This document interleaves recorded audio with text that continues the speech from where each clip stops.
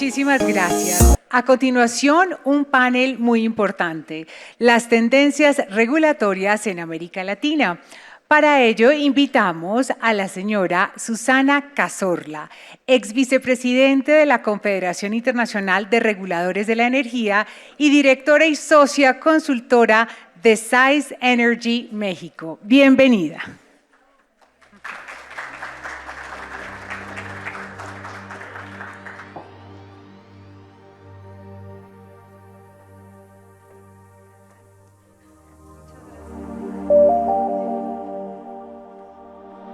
¿Qué tal? ¿Cómo están?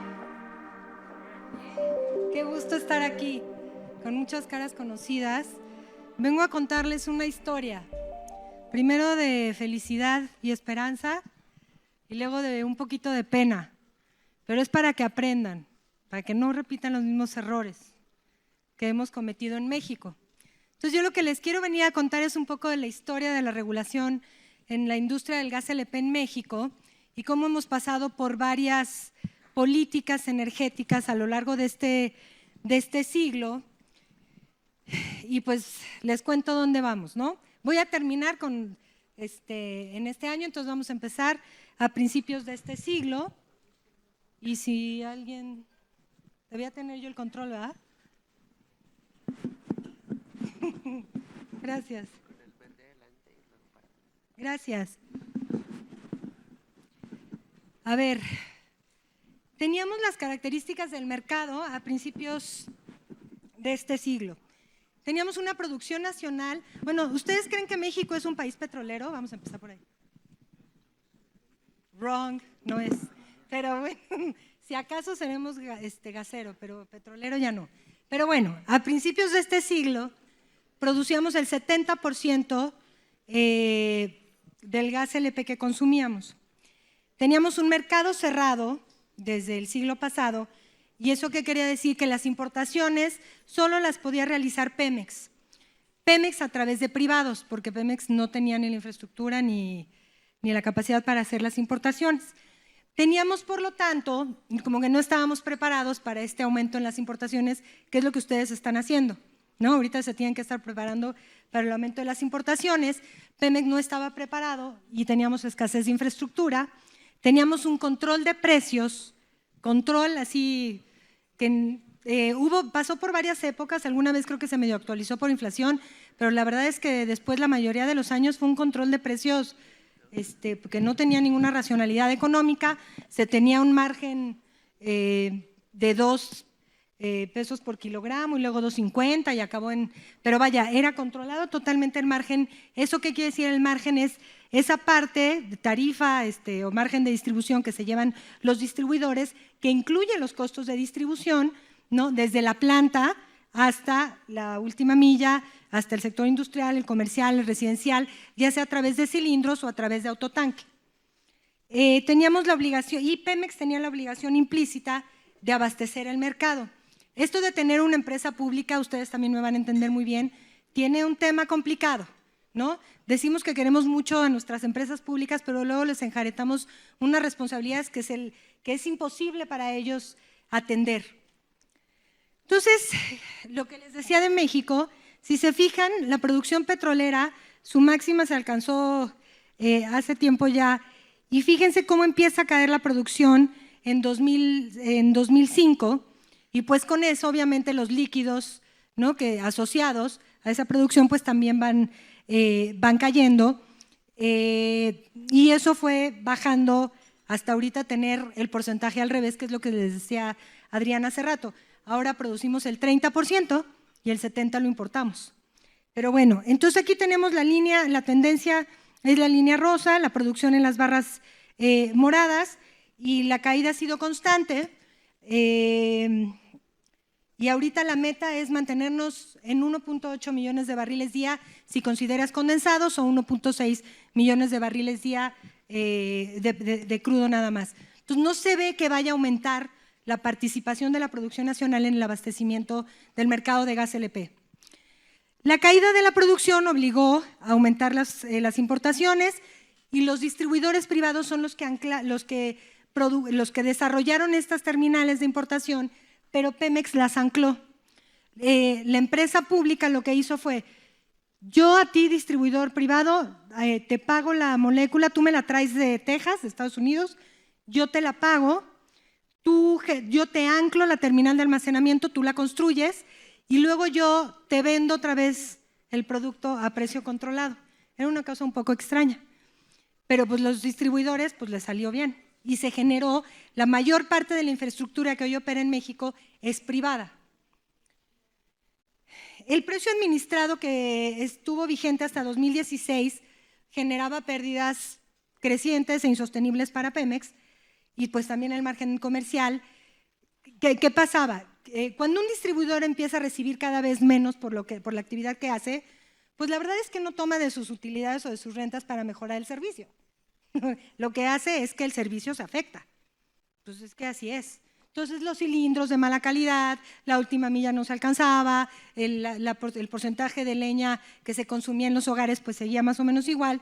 Y lo que ocurría antes de que se liberara el mercado en 2016 es que teníamos un precio controlado, de ahí se descontaba el IVA, el impuesto especial a productos y servicios, un margen comercial que estaba fijo en 14 centavos de dólar por kilogramo, insisto, era así fijo, el flete, y ya lo que restaba se dividía entre la molécula y los costos de logística de la empresa pública, pero era por diferencias. Entonces Pemex perdía, ¿ok? Entonces esta política energética hacía que el servicio no fuera de calidad, que la empresa pública perdiera y luego las políticas públicas no tienen racionalidad económica.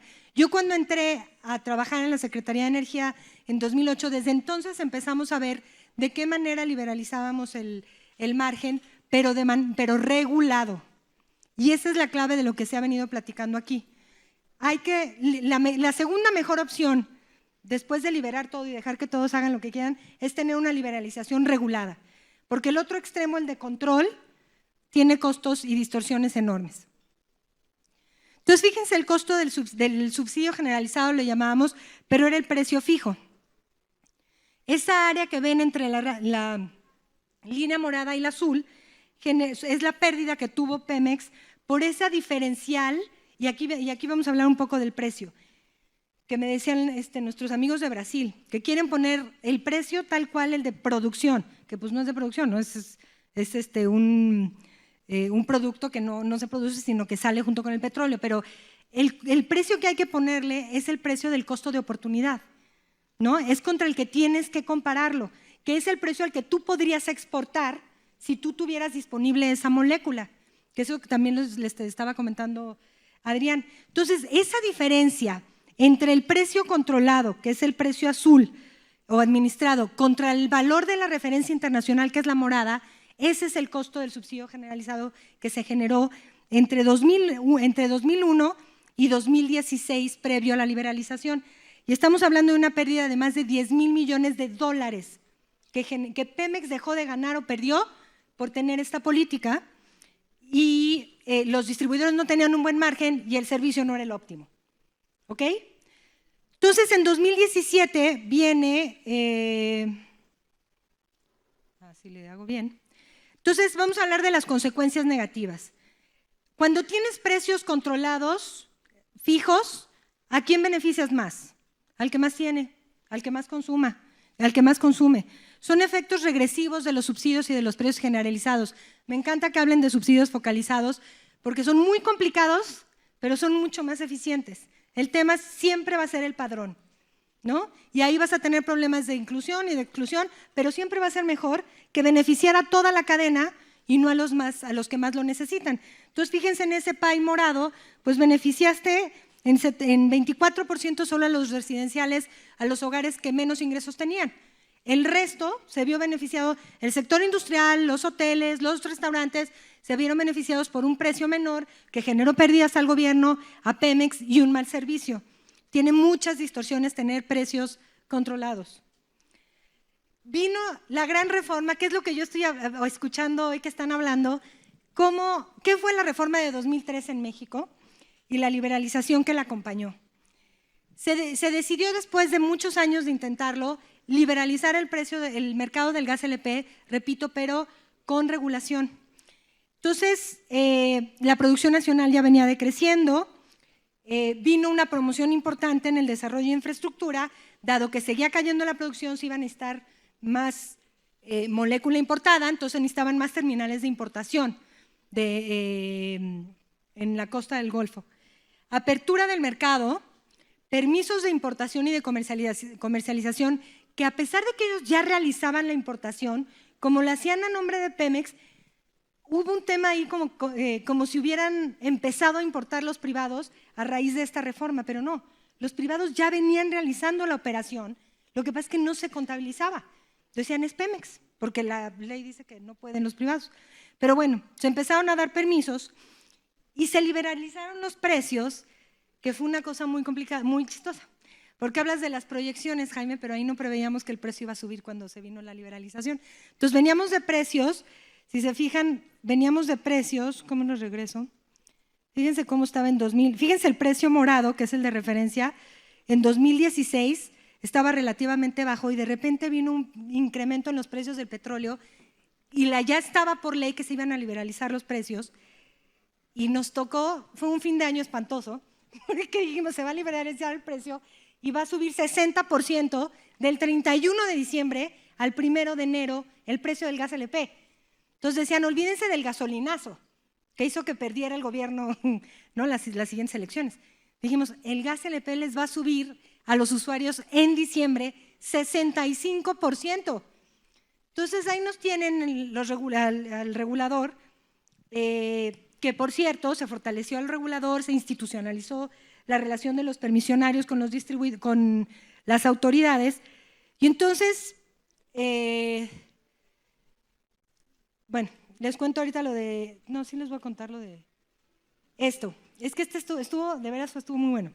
Fíjense, la línea rosa es la referencia internacional. Fíjense cómo aumentó el pico que tuvo a principios de ese año. Y nosotros lo que hicimos fue hacer una directiva en diciembre, rápido, muy rápido, para ver cómo íbamos a hacer que el precio ahora fuera con referencia internacional, ¿ok? Ibas a regular la parte del precio mayoreo, pero el margen se liberalizaba. Entonces lo que nosotros hicimos fue básicamente regularle el precio a Pemex, que en su caso sería a Ecopetrol. Y lo que hicimos fue hacer primero hacer un promedio mensual. Entonces se va a liberalizar con la molécula, con el precio de Mont Belvieu, pero con un promedio mensual hacia atrás. Y eso fue lo que logró, o sea, al final se liberalizó, ni quien se quejara, o sea, y mira que los precios subieron bastante, pero se contuvo el problema y se liberalizó el margen, que obviamente en la regulación lo que vino fue una supervisión muy cercana, muy cuidadosa sobre el comportamiento competitivo de los distribuidores, porque siempre tiene que haber un intercambio. Si yo te voy a liberalizar el margen, tú te tienes que portar bien. Es así, no podemos hacer cada uno lo que se nos dé la gana. Entonces vino un acompañamiento institucional de supervisión y no sancionar a toda la industria si alguien se porta mal. Si alguien se portaba mal, se coludía en precios o hacía prácticas anticompetitivas, lo sancionabas, pero liberalizabas el margen. Y quien quisiera portarse bien, lo iba a hacer muy bien porque iba a tener un margen que iba a poderle dar los suficientes recursos para dar un buen servicio. Y ya después del promedio mensual lo hicimos con promedio semanal y la directiva funcionó fantástico. No hubo, en el tiempo que duró libre el mercado, no hubo ningún exabrupto que generara un problema político con los ciudadanos. La verdad es que creo que se hizo bien. Y insisto, y con todo y que aumentó casi 25% el precio en febrero de ese año por un incremento imprevisto en los precios del petróleo que no tuvimos cuidado en revisar. Pero lo que ocurrió entonces fue un berrinche de Pemex, porque dijo, yo tenía ese mercado de importación, chéquense en la raya azul y rosa. Yo decía, es que ese es mi volumen de ventas, decía Pemex. Y en cuanto se abrió el mercado, ve cómo me cayó la línea morada. Y lo que siempre le hemos discutido es que no era su volumen de ventas. Esas importaciones ya las estaban trayendo los privados. Lo que pasa es que los privados se le entregaban y él las volvía a vender. Y lo único que ocurrió fue, a partir de que se liberalizó el mercado, fue que los privados se quedaron con su molécula y le empezaron a vender ellos. ¿Sí ves? Pero Pemex, eso es la hora. Yo no puedo entrar a las oficinas de Pemex, para que me entiendan, por haber generado, porque dicen que yo les quité mercado, pero no, yo no fui, ¿no? Así funciona el mercado. Y luego decían, es que yo necesito 60%, o sea, sí creo en la competencia, solo dame el 60% del mercado. Y yo, no, es que así no funciona la competencia. No, es que lo necesito para que funcione el ducto de gas LP por la presión, y el ducto se la vive picado porque hay robo de gas todo el tiempo. Pero bueno, son de las cosas con las que uno se enfrenta cuando tiene una empresa pública. Total, que se hizo bien, porque vean cómo van las líneas de la derecha, cómo se cambió completamente la tendencia de producción e importaciones. Fíjense cómo la línea amarilla ya está por arriba de la producción. Y así se va a mantener, porque insisto, en la política pública todavía de este gobierno ya no está el aumentar la producción petrolera en México. ¿Ok? Entonces, entonces ya tenemos otra política energética diferente a la que teníamos a principios de siglo. Tenemos liberación de precios, ¿no? Que son precios de Pemex o de los importadores en función de las condiciones de mercado y los precios Mont Belvieu. Costos de logística, internación y transporte y almacenamiento que eran regulados para Pemex y no para los privados. Y un margen comercial en función de las condiciones de competencia en cada localidad. Sonaba bien, ¿no? Fuimos felices, no lo sabíamos. Otra cosa muy importante en la regulación asimétrica. Si tú quieres generar, y afortunadamente estoy escuchando aquí que quieren generar condiciones de competencia para liberar el mercado y que puedan competir todos en una situación de igualdad, en un piso parejo. ¿Qué pasa cuando tienes un agente predominante? Y creo que lo comentaba el comisionado experto en la mañana, ¿no? Que tienes un agente predominante en el mercado. Tienes que generarle una regulación que permita que los nuevos entrantes se pongan a competir en el mismo nivel, de manera al piso parejo, a un piso parejo, para que puedan generarse realmente condiciones de competencia y quitar las barreras de entrada. Entonces, todo esto se generó de regulación. Metodología de precios, permisos, obligaciones, y bueno, Pemex se quejaba, ¿no? Para todos, la regulación pareja era permisos, obligaciones, reportes de ventas. Nos basamos mucho, fíjate, estudiamos mucho el modelo de Colombia, el modelo de Perú y de Chile para el reporte de información comercial. Tienen unos sistemas, ustedes estaban más adelantados en eso, porque el reporte de la información comercial de los propios distribuidores permitía al regulador dar un seguimiento del comportamiento de los distribuidores previo a la venta, para ver si se ponían de acuerdo en el precio previo a vender. Obviamente, si después de que vendes los precios se parecen y en la iteración se van pareciendo, no pasa nada. El tema es cuando el precio que ellos reportaban antes de vender era igual, y pues los distribuidores reportaban el precio igual y nos dimos cuenta que se estaban coludiendo y hubo un tema ahí de competencia muy delicado. Pero vaya, entonces Pemex tenía la regulación asimétrica porque en los contratos ellos ataban el servicio de logística, por ejemplo, el uso de su infraestructura, a que le compraras la molécula. Metía en los contratos sanciones importantes si te salías. En el contrato te decía, yo te voy a ir a hacer recoger la molécula a esta terminal, pero de repente te decía que no, y eso te sube los costos brutalmente cuando te cambia a dónde tienes que ir a recoger tu producto. Le hicimos publicar sus precios y sus políticas comerciales porque generó descuentos, no por volumen, sino descuentos por amigos. Entonces, si tú le caías bien y tú no le caías bien, pero estaban en el mismo mercado, pues estaban en desigualdad de circunstancias porque a uno le vendía con descuento y al otro no. Todo eso se tuvo que regular. Y bueno, fue durísimo, durísimo. Y todos tenían que tener términos y condiciones en el tema de almacenamiento. Se reguló el tema de términos y condiciones y tarifa regulada en almacenamiento y transporte. Y fíjense cómo estaban los precios. Y esto es bien importante entender. Los precios, ¿dónde tienen que? Si la molécula vale lo mismo, ¿dónde tienen que ser los precios más caros? ¿Donde hay buena logística o donde no hay buena logística? ¿Cerca de donde se importa o lejos de donde se importa? Sencillo, ¿no? Si estás lejos de donde produces o donde se importa, ¿tiene que ser más caro, sí o no? Gracias. Si estás cerca de donde importas y de donde produces, entonces la logística tiene que ser más barata y el precio, por ende, tiene que ser más barato. Eso se empezó a observar con la liberación de precios. Las distorsiones empezaron a reducir y donde era más caro eran en las penínsulas, entre más oscuro es más caro. En las penínsulas siempre ha sido una bronca llevarles el producto, electricidad y todo. Entonces era más caro ahí. Y donde se importaba, que era en el norte y en el Golfo, empezó a tener precios más bajos. Donde había una mayor cantidad de distribuidores y mayor competencia en la zona metropolitana, los precios eran más baratos. El mercado estaba funcionando, las señales estaban funcionando. Y ahí lo podemos ver, insisto, se quedan con esta presentación, van a ver más o menos cómo eran las dinámicas de importación, ¿no? Mont Belvieu a Tuxpan daban la vuelta a Panamá para llevar a Topolobampo y luego a la península. Los precios tenían que estar más altos ahí, digo, tenía que ser así. Y los distribuidores estaban concentrados, bueno, la mayor competencia está acá, ¿no? Tenemos 1,221 plantas de distribución, que son más o menos 200 grupos que tienen todas estas plantas. Hicimos un análisis de Herfindahl para ver cómo estaba concentrado el mercado y cuál dice la teoría. Entre menos competidores tengas, aquí es el número de grupos, entre menos competidores tengas en una región, hay menos competencia. Digo, eso está claro. Nada más eso no significa por sí mismo que estén realizando políticas anticompetitivas. Ese ya es un análisis más profundo que viene después, pero al menos te va dando señales en dónde tienes que hacer la evaluación. ¿Qué pasó en 2018? Todo se derrumbó y les podría cantar. Todo se derrumbó, ¿ok? Sin cambiar la ley y sin cambiar la Constitución, vino una política de fortalecimiento de las empresas del Estado al costo que fuera, al costo económico, ambiental y de salud.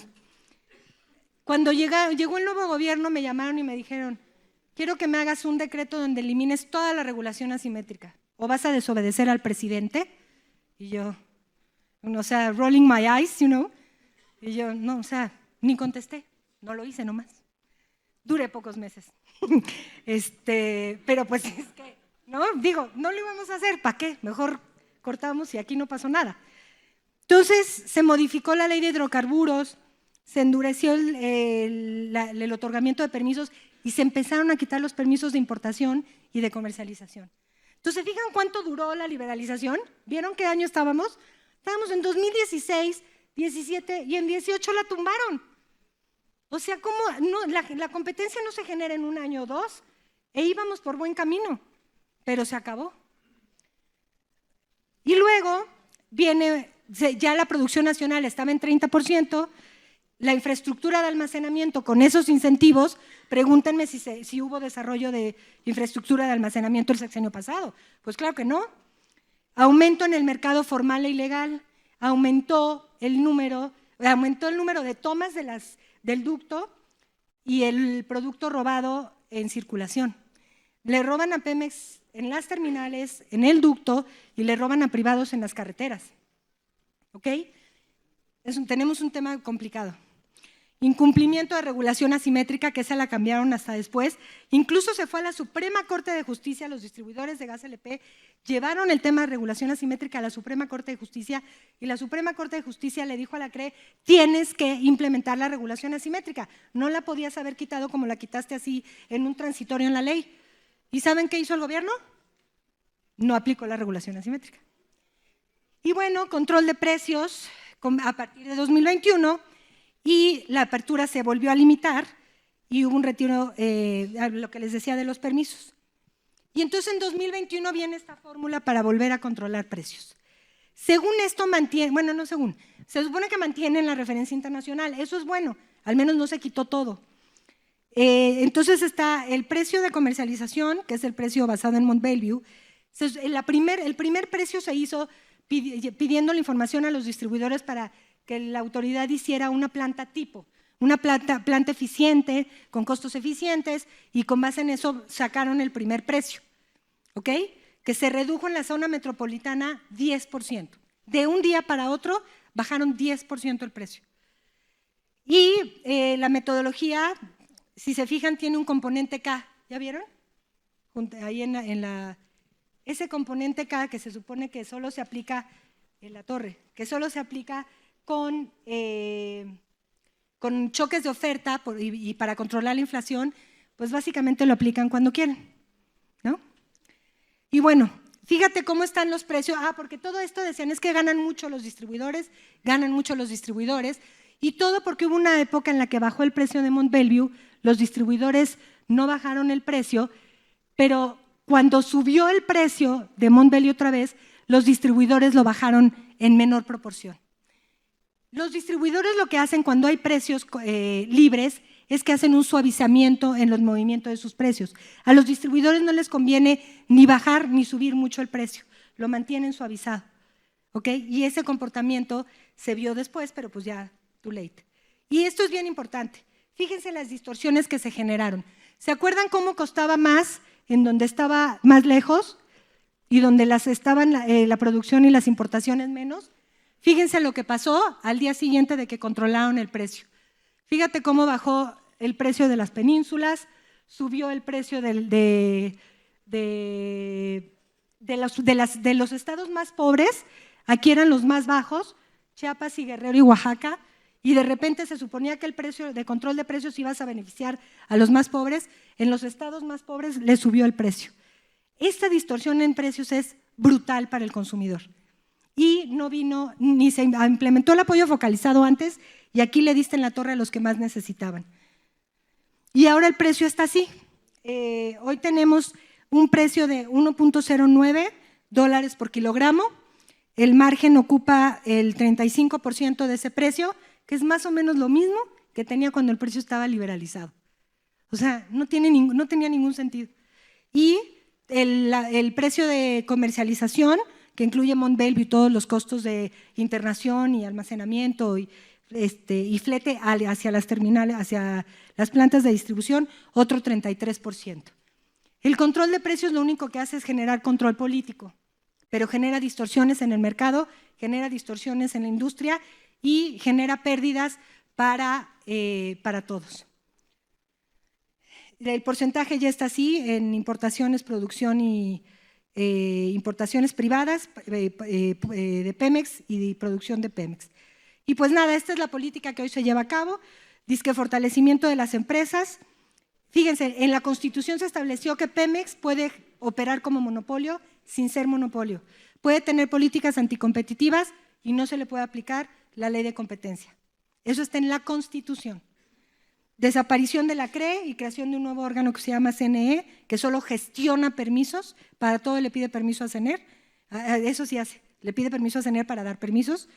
Nueva ley de hidrocarburos, política más discrecional, la institucionalización que habíamos logrado con una regulación pareja, transparente, aplicable para todos, se acabó y se mantiene y endurece el control de precios que parece que no lo quieren soltar.